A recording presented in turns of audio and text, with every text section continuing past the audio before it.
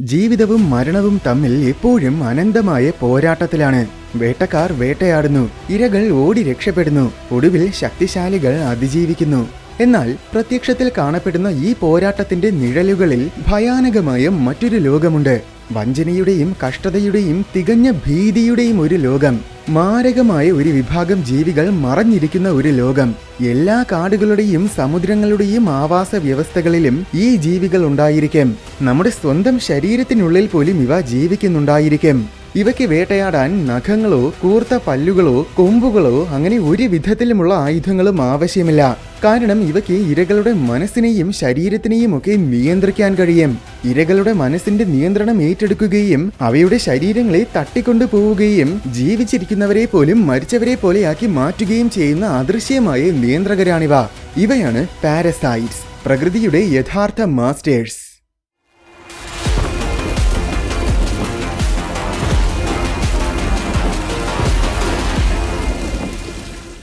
ശരിക്കും എന്താണ് parasite? Parasites എന്നത് ഒരുതരം സിംബയോട്ടിക് ജീവികളാണ്.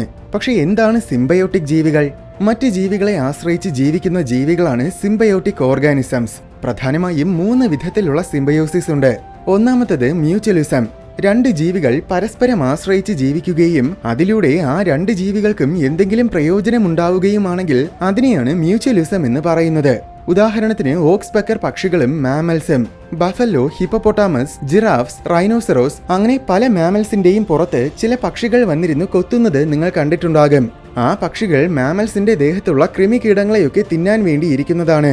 അങ്ങനെ ചെയ്യുന്നതിലൂടെ ഈ പക്ഷികൾക്ക് ആഹാരവും കിട്ടും, അതോടൊപ്പം മാമൽസിന്റെ ദേഹം ക്ലീൻ ആവുകയും ചെയ്യും. ഇനി രണ്ടാമത്തെ തരം സിംബയോസിസ് ആണ് കമൻസലിസം. ഒരു ജീവി മറ്റേ ജീവിയെ ആശ്രയിച്ച് ജീവിക്കുകയും അതിലൂടെ ഒരു ജീവിക്ക് മാത്രം പ്രയോജനമുണ്ടാവുകയും മറ്റേ ജീവിക്ക് പ്രയോജനമോ ഉപദ്രവമോ ഉണ്ടാകാതിരിക്കുകയാണെങ്കിൽ അതാണ് കമൻസലിസം. ഉദാഹരണത്തിന് ബാർണക്കിൾസും തിമിംഗലങ്ങളും. ബാർണക്കിൾസ് എന്നത് സ്വന്തമായി നീന്താൻ പറ്റാത്ത ഒരുതരം ആർത്രോപോഡ് ജീവികളാണ്. ഇവ തിമിംഗലങ്ങളുടെ ദേഹത്ത് പറ്റിച്ചേർന്നിരിക്കും. അങ്ങനെ ഫ്രീ ആയിട്ട് യാത്രയും ചെയ്യാം, അതോടൊപ്പം യാത്രക്കിടയിൽ ആഹാരവും കിട്ടും. പക്ഷേ ഈ ബാർണക്കിൾസ് കാരണം തിമിംഗലങ്ങൾക്ക് പ്രത്യേകിച്ച് യാതൊരു പ്രയോജനവുമില്ല, അതേപോലെ തന്നെ ദ്രോഹവുമില്ല.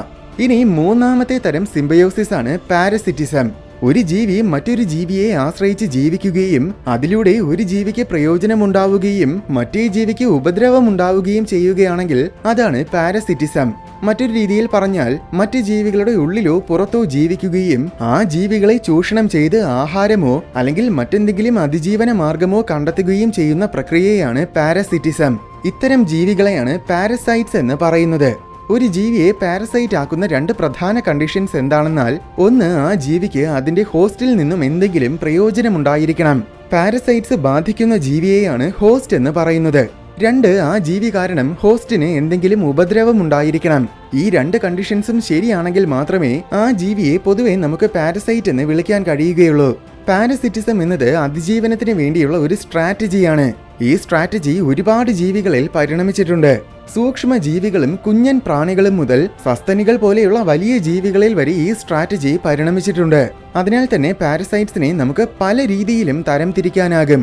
അതുമാത്രമല്ല, ചിലപ്പോൾ ഒരു പാരസൈറ്റിനെ തന്നെ നമുക്ക് ഒന്നിലധികം തരങ്ങളിൽ ഉൾപ്പെടുത്താനുമാകും. വലിപ്പത്തിന്റെ അടിസ്ഥാനത്തിൽ പാരസൈറ്റ്സിനെ 2 ആയിട്ട് തരംതിരിക്കാം: മൈക്രോ പാരസൈറ്റ്സും മാക്രോ പാരസൈറ്റ്സും.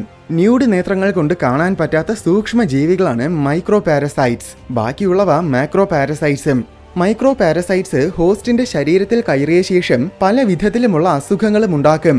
അപ്പോൾ അസുഖങ്ങൾ പരത്തുന്ന എല്ലാ സൂക്ഷ്മ ജീവികളും യഥാർത്ഥത്തിൽ മൈക്രോ പാരസൈറ്റ്സ് ആണ്.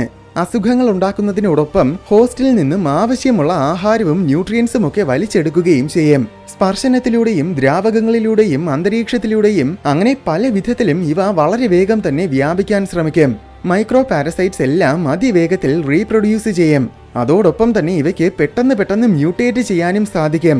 അതുകൊണ്ട് തന്നെ ഹോസ്റ്റിന്റെ ശരീരത്തിലെ ഡിഫൻസ് മെക്കാനിസത്തിനെ എല്ലാം ഈ പാരസൈറ്റ്സിന് മിക്കവാറും അതിജീവിക്കാനാകും. ഇനി പറയാൻ പോകുന്ന എല്ലാ പാരസൈറ്റ്സും മാക്രോ പാരസൈറ്റ്സ് വിഭാഗത്തിൽ പെടുന്നവയാണ്. ഹോസ്റ്റിന്റെ ഉള്ളിൽ പ്രവേശിക്കാതെ ശരീരത്തിന്റെ ഉപരിതലത്തിൽ തന്നെ ജീവിക്കുന്ന പാരസൈറ്റ്സിനെ എക്ടോ പാരസൈറ്റ്സ് എന്നാണ് പറയുന്നത്. ചെള്ള്, പേൻ, മൂട്ട എന്നിവയാണ് എക്ടോ പാരസൈറ്റ്സിന്റെ ചില ഉദാഹരണങ്ങൾ. വലിയൊരു ശതമാനം എക്ടോ പാരസൈറ്റ്സും ഹോസ്റ്റിന്റെ തൊലി, തൂവൽ, മുടി, കോശങ്ങളിലെ ദ്രാവകങ്ങൾ എന്നീ ഘടകങ്ങളെയാണ് ആഹാരമാക്കുന്നത്. അതിനു പുറമെ ചില എക്ടോ പാരസൈറ്റുകൾ ഹോസ്റ്റിന്റെ ശരീരത്തിൽ നിന്നും രക്തവും വലിച്ചൂറ്റിയെടുക്കും. രക്തത്തിന്റെ കാര്യം പറയുമ്പോൾ എക്ടോ പാരസൈറ്റ്സിന്റെ ഒരു ഉപവിഭാഗത്തിനെ കുറിച്ച് പറയേണ്ടതുണ്ട്. അതാണ് മൈക്രോ പ്രഡറ്റേഴ്സ്. ഇത്തരം പാരസൈറ്റുകൾ ഒരൊറ്റ ഹോസ്റ്റിൽ തന്നെ ജീവിക്കില്ല. പകരം ഒരു ഹോസ്റ്റിൽ വന്നിരുന്ന് രക്തം വലിച്ചു കുടിച്ച ശേഷം പോവുകയാണ് ചെയ്യുന്നത്. കൊതുകും കുളയട്ടയുമാണ് ഇതിന്റെ ഏറ്റവും ഉത്തമ ഉദാഹരണങ്ങൾ. പിന്നെ വാമ്പയർ ബാറ്റ് എന്നൊരു സസ്തനിയും ഇങ്ങനെ ചെയ്യാറുണ്ട്. ലോകത്തിൽ ആകെ മൊത്തത്തിൽ 30,000-ലേറെ മൈക്രോ പ്രഡറ്റർ വർഗ്ഗങ്ങളുണ്ട്. മറ്റൊരു കാര്യം, നേരത്തെ പറഞ്ഞ മൈക്രോ പാരസൈറ്റ്സ് കൂടുതൽ ഹോസ്റ്റുകളിലേക്ക് വ്യാപിക്കാൻ മൈക്രോ പ്രഡറ്റേഴ്സിനെ ഉപയോഗിക്കാറുണ്ട്. അങ്ങനെയാണ് കൊതുക് കടിക്കുന്നതിലൂടെ അസുഖങ്ങൾ പടർന്നു പിടിക്കുന്നത്. ഹോസ്റ്റിന്റെ ഉള്ളിൽ പ്രവേശിക്കുന്ന പാരസൈറ്റ്സ് ആണ് എൻഡോ പാരസൈറ്റ്സ്. ഇതിന്റെ ഏറ്റവും പ്രശസ്തമായ ഉദാഹരണമാണ് റൗണ്ട് വേംസ്. ഇവ ഹോസ്റ്റിന്റെ കുടലുകളിൽ ജീവിക്കുകയും അവിടുന്ന് ന്യൂട്രിയൻസ് മോഷ്ടിച്ച് തിന്നുകയും ചെയ്യും. മനുഷ്യരുടെ കുടലുകളിലും ഇവയ്ക്ക് ജീവിക്കാൻ കഴിയും. കുട്ടികളിലാണ് ഇവ ഏറ്റവും കൂടുതലായി കാണപ്പെടുന്നത്. യഥാർത്ഥത്തിൽ എൻഡോ പാരസൈറ്റ്സിൽ വളരെ വലിയൊരു ശതമാനവും പല വിധത്തിലുമുള്ള വിരകളാണ്. കുടലുകൾക്ക് പുറമെ ഹോസ്റ്റിന്റെ മറ്റ് ശരീരഭാഗങ്ങളിലും ഇത്തരം പാരസൈറ്റ്സ് ജീവിക്കാറുണ്ട്. ഇവ കാരണം ഹോസ്റ്റിന് പല തരത്തിലുമുള്ള അസുഖങ്ങളും ബുദ്ധിമുട്ടുകളും ഒക്കെ ഉണ്ടാകും. ബ്രോഡ് ഫിഷ് ടേപ്വേമാണ് മനുഷ്യന്റെ ഉള്ളിൽ കണ്ടെത്തിയിട്ടുള്ള ഏറ്റവും വലിയ എൻഡോ പാരസൈറ്റ്. ഇതിന് 82 അടിയിൽ കൂടുതൽ നീളം വയ്ക്കാൻ കഴിയും. പക്ഷെ ഇത്രയും വലിയ ജീവി എങ്ങനെയാണ് മനുഷ്യന്റെ ഉള്ളിൽ കയറി പറ്റുന്നത്?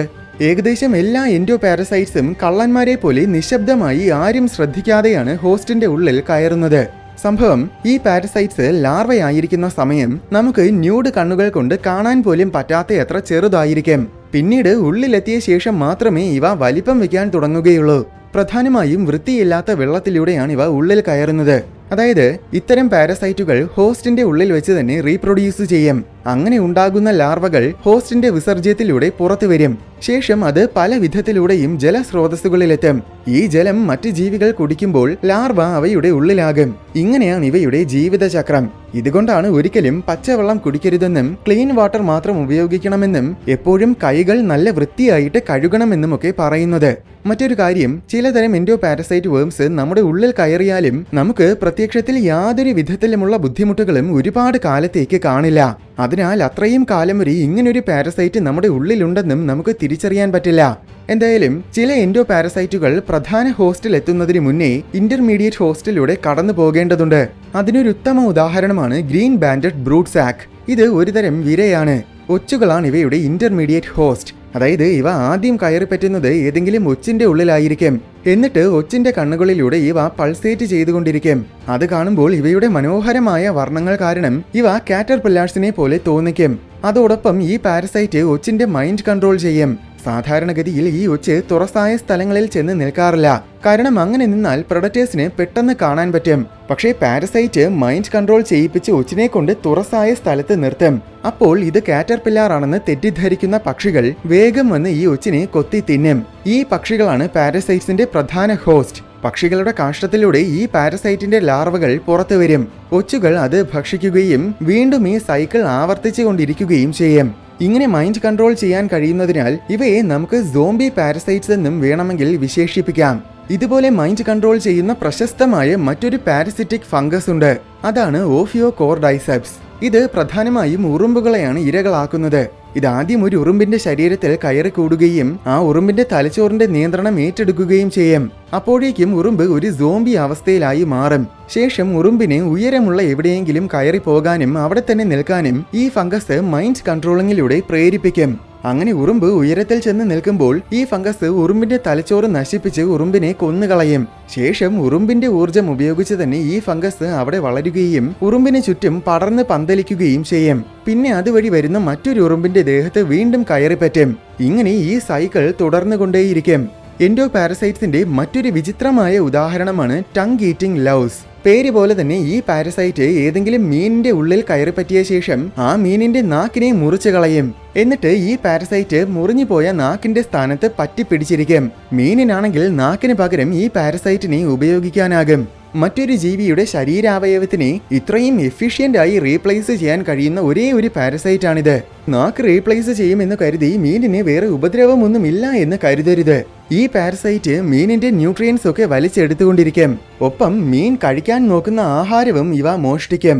അങ്ങനെ ഈ മീൻ കൃത്യമായ ആഹാരം കിട്ടാതെ പതിയെ പതിയെ കൊല്ലപ്പെടും. മറ്റ് ജീവികളെ ബാധിക്കുന്നവയാണ് പാരസൈറ്റ്സ്. എന്നാൽ പാരസൈറ്റ്സിനെ ബാധിക്കുന്ന പാരസൈറ്റ്സ് ഉണ്ട്. അതാണ് ഹൈപ്പർ പാരസൈറ്റ്സ്. അതായത് ഓൾറെഡി ഒരു ഹോസ്റ്റിനെ ചൂഷണം ചെയ്തുകൊണ്ടിരിക്കുന്ന ഒരു പാരസൈറ്റിനെ ഹൈപ്പർ പാരസൈറ്റ്സ് ചൂഷണം ചെയ്യും. ഉദാഹരണത്തിന് കാബേജ് വൈറ്റ് ചിത്രശലഭങ്ങളുടെ കാറ്റർപില്ലാറിനെ ബ്രാക്കോനിഡ് എന്നൊരു തരം കടന്നൽ കുത്തുകയും അതിലൂടെ കാറ്റർപില്ലാറിന്റെ ശരീരത്തിനുള്ളിൽ മുട്ടയിടുകയും ചെയ്യും. ഈ മുട്ടകൾ കാറ്റർപില്ലാറിന്റെ ഉള്ളിൽ കിടന്ന് വിരിയും. അങ്ങനെ മുട്ടകൾ വിരിഞ്ഞ് പുറത്തു വരുന്ന ലാർവകൾ കാറ്റർപില്ലാറിനെ ഉള്ളിൽ നിന്നും തിന്നുകൊണ്ടിരിക്കും. ഒടുവിൽ അവ കാറ്റർപില്ലാറിന്റെ ശരീരത്തിനെ തുളച്ചുകൊണ്ട് പുറത്തു വരും. എന്നിട്ട് കാറ്റർപില്ലാറിന് സമീപത്ത് വെച്ച് തന്നെ ഈ ലാർവകൾ സ്വയം മഞ്ഞ കൊക്കൂണിൽ പൊതിയും. ഈ സമയവും കാറ്റർപില്ലാറിന് ജീവനുണ്ടായിരിക്കും. പക്ഷെ അത് അനങ്ങാൻ പോലും പറ്റാതെ പാരലൈസ്ഡ് ആയിട്ട് കിടക്കുകയായിരിക്കും. പിന്നീട് പതിയെ പതിയെ ഈ കാറ്റർപില്ലാർ മരിക്കുകയും ചെയ്യും. ശേഷം ടെറോമാലിഡ് എന്ന മറ്റൊരു കുഞ്ഞൻ കടന്നൽ വരും.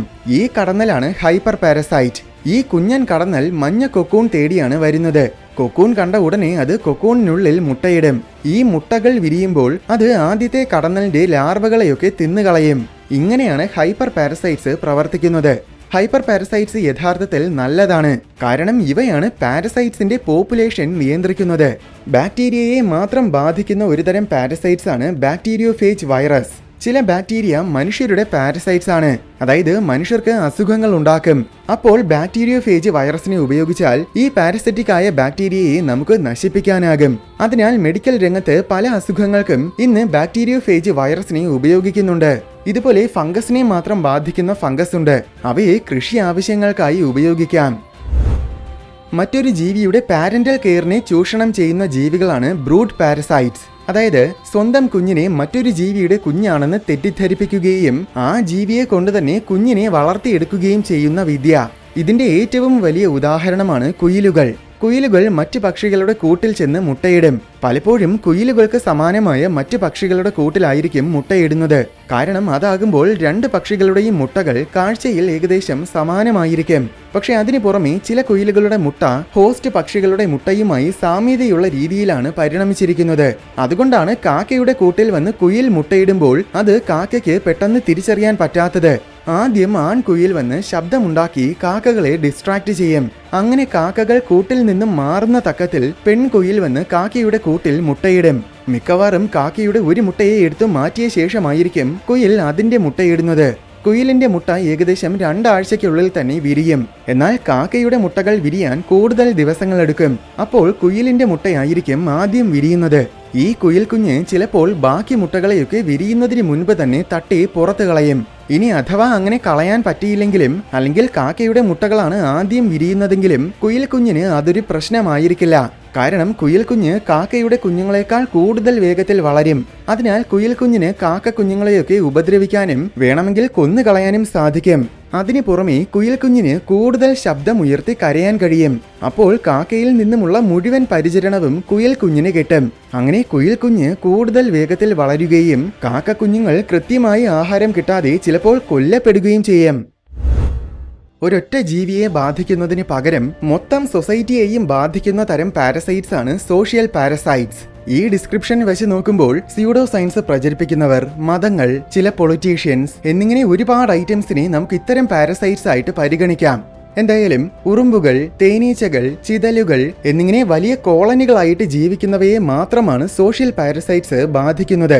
അതിനൊരു ഉത്തമ ഉദാഹരണമാണ് ആന്റ് ഈറ്റിംഗ് കാറ്റർപില്ലാർസ്. പേര് പോലെ തന്നെ ഇത് ഉറുമ്പുകളെ ഭക്ഷിക്കുന്ന ഒരുതരം കാറ്റർപില്ലാറാണ്. ഇതിനെക്കുറിച്ച് ഓൾറെഡി ഞാൻ മുൻപൊരു വീഡിയോയിൽ പറഞ്ഞിട്ടുണ്ട്.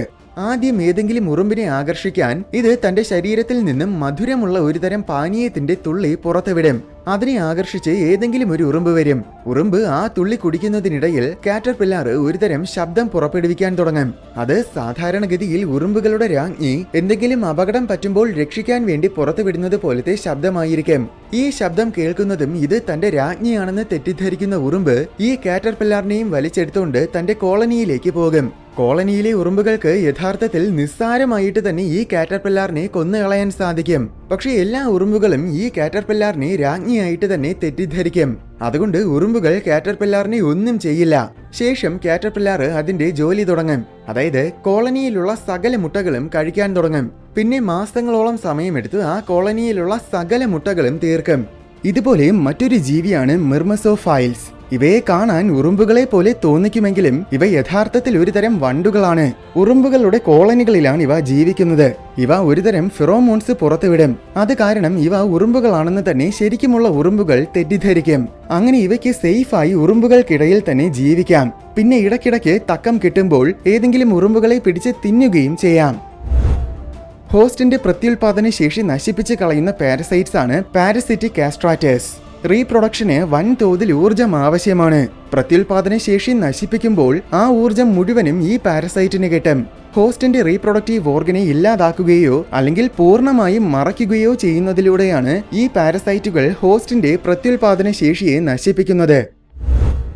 മറ്റ് ജീവികളിൽ നിന്നും മോഷ്ടിക്കുന്നവയാണ് ക്ലെപ്റ്റോപാരസൈറ്റ്സ്. അനിമൽ കിങ്ഡത്തിൽ ഇതൊരു സ്ഥിര സംഭവമാണ്. ഉദാഹരണത്തിന് ചീറ്റ കഷ്ടപ്പെട്ട് ഓടിച്ചിട്ട് പിടിക്കുന്ന ഇരകളെ ഹൈനകൾ കൂട്ടമായി വന്ന് തട്ടിയെടുക്കാറുണ്ട്. ഇതുപോലെ തന്നെ ഒരുപാട് ജീവികൾ മറ്റ് ജീവികൾ പിടിച്ച ഇരയെ തട്ടിയെടുക്കും. ഇത്തരം ജീവികളെയെല്ലാം നമുക്ക് ക്ലെപ്റ്റോപാരസൈറ്റ്സ് എന്ന് വിളിക്കാം. അങ്ങനെ നോക്കുമ്പോൾ ചില മനുഷ്യരും ക്ലെപ്റ്റോപാരസൈറ്റുകളാണ്. പക്ഷേ ഇത് അവസരത്തിനനുസരിച്ച് മാത്രം സംഭവിക്കുന്ന ഒന്നാണ്. അതിനാൽ ഇത് കൃത്യമായും പാരസിറ്റിസം ആണോ എന്നത് ഇന്നും ഒരു തർക്ക വിഷയമാണ്.